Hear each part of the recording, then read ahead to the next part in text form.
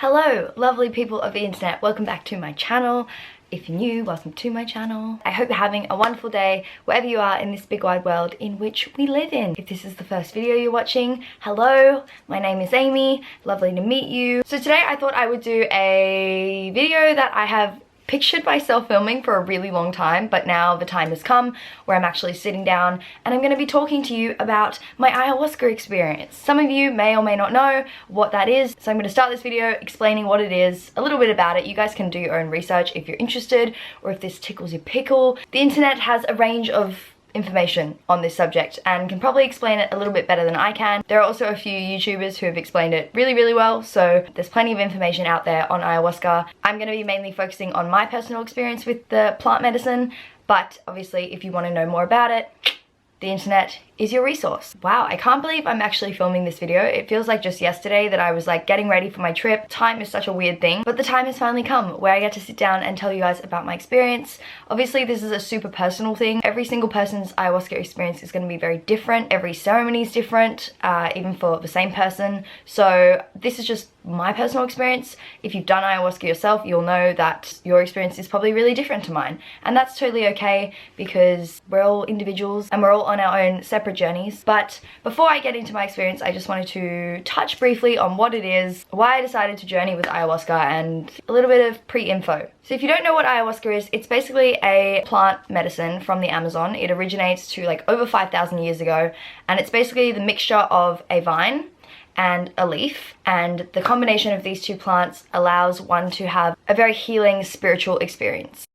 I'm not like a scientist, so I'm not going to break down like the actual science and like chemical structure of the plants, but I'm going to briefly like touch on how it works. So as I mentioned before, you have the vine and you have a chacruna leaf. The ayahuasca vine doesn't have DMT in it. It is a monoamine oxidase inhibitor. So when the vine and the leaf are combined together, it basically allows the DMT to go throughout your body and you to feel the effects. Naturally, we have a chemical in our stomach called monoamine oxidase, or an MAO, and that basically stops one from being able to feel the effects. And if one were to ingest DMT, this chemical in our stomach would stop it from being broken down and we wouldn't feel the effects.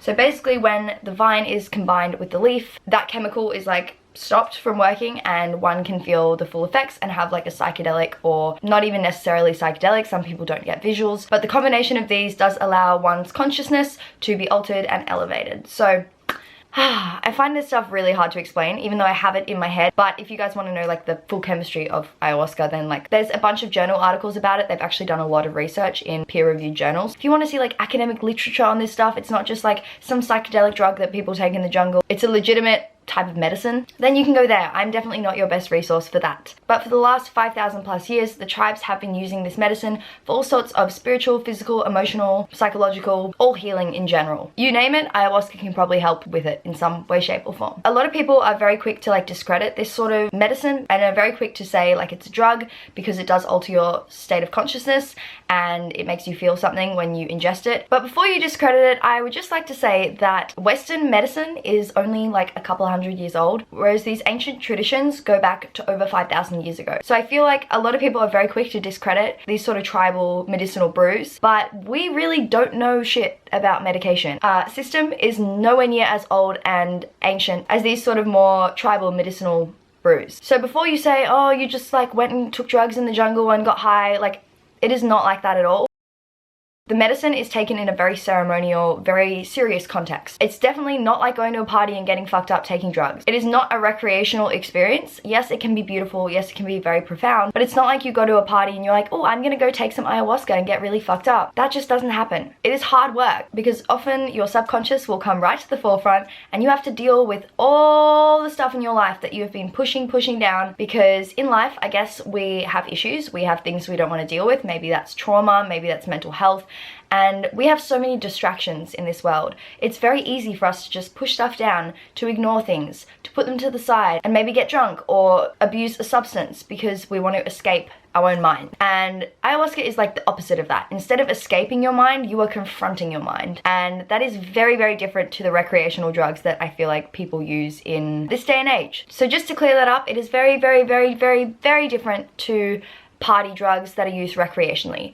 I don't know anyone that would use ayahuasca recreationally. It is hard work. People say it can be like 20 years of therapy in one night. It's not necessarily a fun experience, but it is one that can have extremely amazing healing benefits in all sorts of different areas of your life, and I literally saw this firsthand. The people who were on my retreat healed physical ailments, mental health issues, trauma, and got extreme clarity over the next step of their life. And what I find really fascinating is that most countries have their own plant medicine that they work with. So in the Amazon, in Costa Rica, and in other places in the world, ayahuasca is used. In Africa, it's iboga, which is another plant medicine. In Australia, they use acacia, which is also DMT, but it's a different plant because many plants contain DMT. We actually have DMT in our bodies. They haven't really figured out where exactly, but it's hypothesized that it sits in our pineal gland, and when we're about to die, you know how people report seeing this white light and their whole life flashing before their eyes? That is said to be the DMT that's being released from your body. So a lot of people on ayahuasca will have like near-death experiences, or they'll experience their own death, not their physical body, but more of a like an ego death. And it's hypothesized that the DMT chemical is the one responsible for these sort of experiences, and DMT is released into our body when we die or in highly stressful situations. The science behind all of this is really fascinating, so I encourage you to go look into it if you're interested. There are plenty of published research articles on ayahuasca, and a lot of researchers have done experiments and studies with it, so it's not just like some trippy drug that people go and take for fun. And a lot of psychiatrists are working with these plant medicines and doing research with them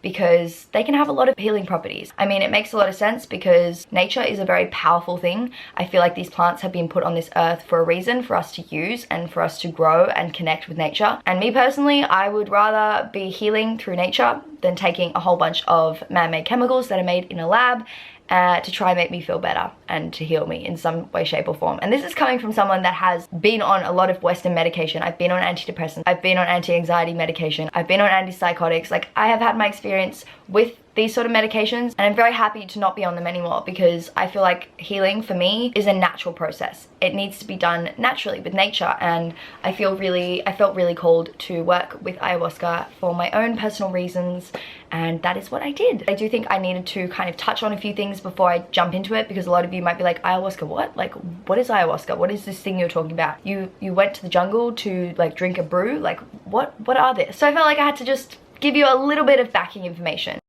Now onto my personal experience. I basically felt really called to work with this medicine for the past, like, I would say 4 or 5 years. I remember the first time I heard about ayahuasca, I was actually doing an anthropology subject at university, which is really weird because most people don't hear about ayahuasca through university, but that's where I first heard about it. And in this subject, every week we kind of learnt about a different drug or medicine from a different country and how it's used.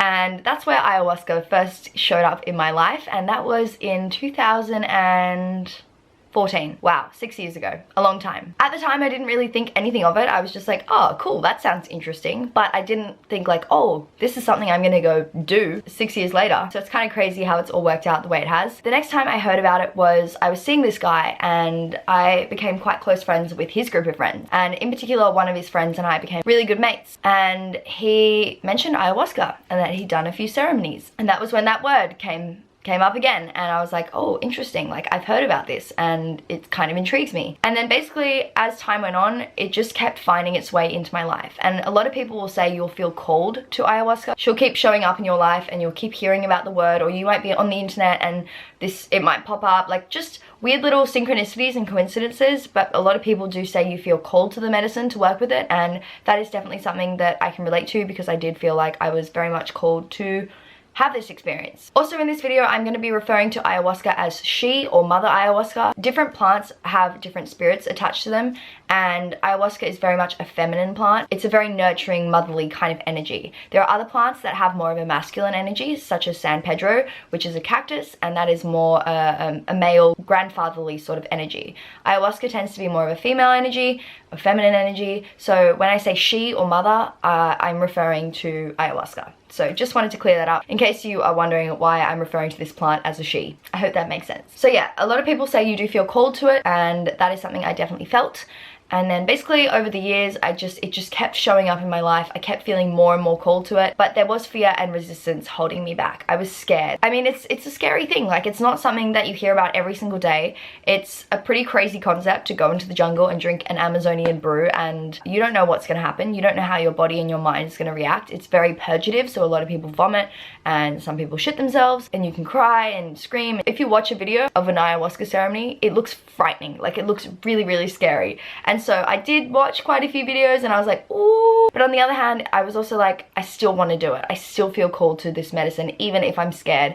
I can't let fear hold me back. And I'm someone that I don't like letting fear hold me back. And in the past, my anxiety has really held me back in lots of ways, and my fear has stopped me from doing things that I've wanted to do. And when I felt that come up, I was like, nah, I'm not gonna let this stop me from doing something that I feel so called to do that could help me in so many different ways. I'm not gonna let fear be an obstacle, basically. And I didn't. So that feels pretty damn good. So yeah, I felt really called to this medicine, and about 6 months ago, I decided to book. And originally I was going to go into the Amazon jungle and partake in ayahuasca ceremonies. There are a bunch of different retreats there. Just be really, really careful where you book if you are gonna do ayahuasca, because there are a lot of fake shamans, a lot of people who are trying to get money from you, a lot of women have been sexually assaulted. Just be really, really careful where you choose to partake in these ceremonies, because you are in a vulnerable place, and because it's becoming more popular and more talked about, there are a lot of people who are trying to take advantage of that. So just be mindful. Make sure you read a lot of reviews. If you know someone that's been to that particular retreat, even better. If you can reach out to someone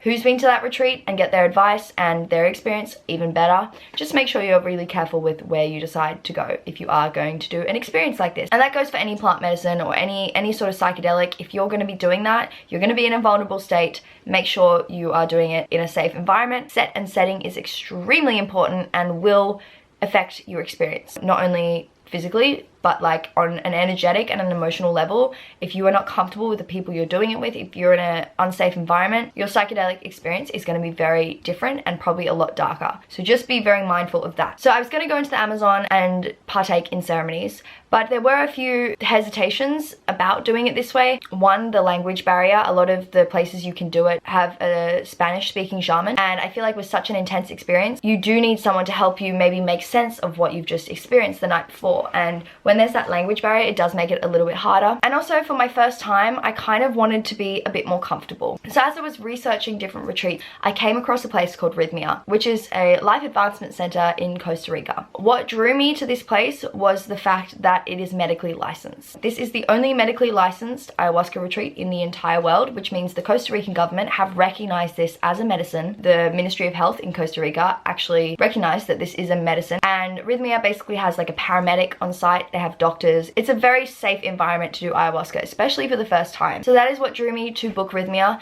Yes, it was ridiculously expensive. It's probably the most expensive place you can do ayahuasca, but for me, I feel like it's an investment in myself, and I also felt like I wanted to feel safe. I didn't want to just find the cheapest retreat and risk the fact that something could go wrong. And the fact that they had medical professionals on site made me feel a whole lot better, because obviously you don't know how your body's going to react.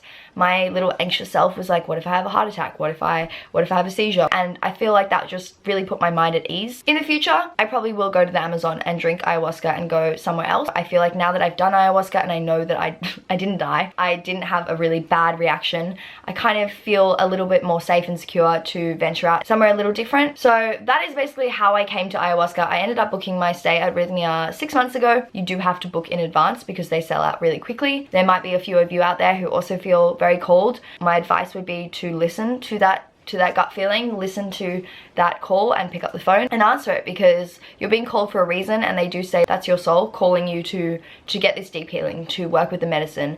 And I definitely felt like that was the case for me. That's a little bit about ayahuasca. That is how I kind of came to decide that that was something that I wanted to do. Yes, I was really, really scared. I feel like that's very, very normal. There was a man at the retreat who was like, this is my 51st ayahuasca ceremony and I'm still really nervous. So I don't think that's an uncommon thing. I kind of felt like I was the only one who was absolutely shitting myself. Everyone was in the same boat. Most people at the place I went to had never done ayahuasca themselves. I think they were like, yeah, probably like 90% 90% of people there had never done plant medicine before. So it was new to everyone. Everyone was also not knowing what to expect. So it felt really good to not be the only one. I think I'm going to wrap this part 1 up, but I hope you guys have enjoyed this video. Stay tuned for part 2, where I talk about my experience, my personal experience, what ceremony was like, how it's all run, what I got out of it, all that sort of fun stuff. I'm thinking of posting part 2 like tomorrow or in the next couple of days, so it's not going to be like a long break in between these videos. I don't want this video to be an hour long, so I'm breaking it up for that exact reason, because ain't nobody got time for that. Also, before I go, if you guys have any questions about ayahuasca, about my experience, or any questions or concerns or comments, leave them down below, because I'd love to hear your opinions, if they're positive, of course. If you're gonna comment and be like, it's a cult, you're going to hell, all that sort of stuff, maybe refrain. So let's keep the comment section very open and positive, because obviously sharing stuff like this is not going to float everyone's boat. A lot of people are going to have their opinions on this sort of stuff, and usually those opinions come from an ignorant place. Like when I told my psychiatrist that I was going to be doing ayahuasca, or it was something I was interested in, she was like, why would you want to do that? Like why on earth? Like, she was shocked. And I actually, like, I explained to her, I was like, you know, like, these are the reasons why I want to do it, and she just didn't get it. But then I stepped back and I understood that she has that very Western medical mindset, where they're not trained to do plant medicine, they're not trained to understand plant medicine, and it came from a very ignorant place. Because if she were to go like look at the research and actually look at the healing benefits of it, she may have a different opinion. I guess you can't take any of that personally, but usually people who have a strong opinion against this sort of stuff tend to come from a bit of an ignorant place and not actually know that much about it. I also thought before I end this video I would touch briefly on my intentions and what I wanted to get out of ayahuasca and why I wanted to do it. If you guys have been on my channel for a while or watched my recent videos, you'll know I've struggled with mental health issues, anxiety and depression to be specific. So one of my intentions was to basically understand my mental health and to work through that in any way, shape or form. Another reason why I wanted to work with ayahuasca was the fact that I feel really stuck and lost in my life, and a lot of people have gotten incredible insight as to their next step in life, whether that be career-wise, relationship-wise, or anything like that. And I feel in a career sense, I feel a bit stuck and stagnant. I finished my degree, but I'm not quite sure what my next step is and what I want that to be and how to go about that. So that was another reason why I wanted to partake in these ceremonies. Let me just look at my journal. I brought my little journal with me when I was over there, and on the way there on the plane I wrote down my intentions. So let's just have a little look. So where I went, they have like 3 main intentions that they recommend to use, and they basically say that if you use these 3 intentions and those are met, then that will kind of cover or eliminate any other intentions that you have. So their intentions are show me who I've become. So this is apparently the hardest one.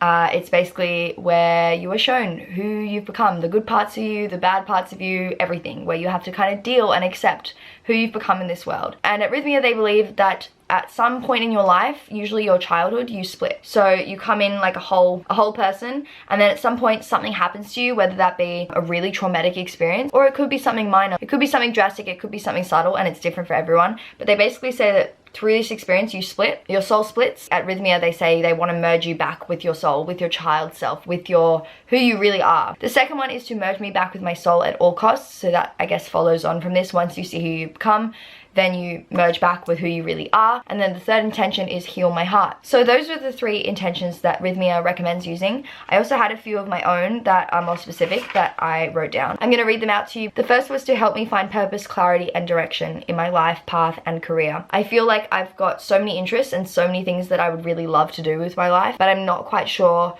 what to follow, what path to go on, and what to put my time and energy into. The second one was heal my body of anything known or unknown to me, stomach issues, back pain, headaches, etc. And ayahuasca is known to be very healing in a physical way as well. So a lot of people have healed chronic injuries and illnesses. It's very good for like Lyme's disease and stuff like that. So for me, I wanted to not only heal on an emotional level, but also heal physically. And so my intention was to help me heal any injuries I have or illnesses I have, and anything that I don't know about. And a lot of people will actually, after ceremony, realize that they actually have an illness that they didn't know about, which can sound really scary, but usually she will like clear that from you. I heard one story of a woman who actually got told in ceremony by the plant, you were going to get cancer, but I'm healing your body so that that doesn't happen.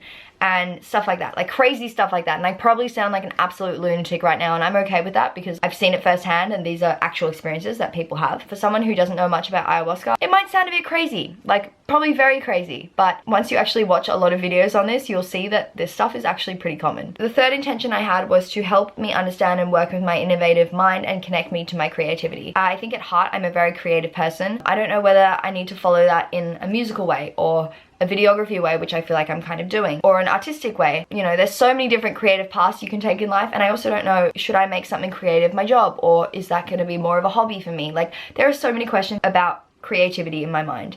All I know is that I am a creative person. I like creating things. I love seeing an end product, and that's why I love videography and YouTube so much, because you get to start from scratch and create something and then people watch it and hopefully enjoy it, I hope, which is a very rewarding and really satisfying feeling, and I love it. And then the final intention I had was kind of a random one, but it was help me work through my insomnia. I've mentioned this in previous videos, and if you want to hear more about my insomnia, go to my mental health videos in the hospital and stuff like that. I talk more about it there, but I've literally struggled with insomnia for my whole life. Sleep has always been something that's really difficult for me, so I really wanted to try work through that or understand it better and understand why my mind never switches off. Those were my 4 specific intentions. I'm gonna talk in the next video a little bit about what my intention was each night, what I chose to go with, and how it all played out. So stay tuned for that video. I hope you guys have enjoyed this one. Give it a thumbs up if you liked it, subscribe if you're new, and ring the bell to be notified when I upload new videos so you don't miss my next one where I talk about my actual ayahuasca experience. And on that note, I'm gonna go, but I hope you guys are having a wonderful day wherever you are in this big wide world. Thank you so much for watching, and I will see you very soon in my next video. Bye! Also, I got a new shirt. When I was overseas, I got this shirt and I really like it because it's very nature-esque.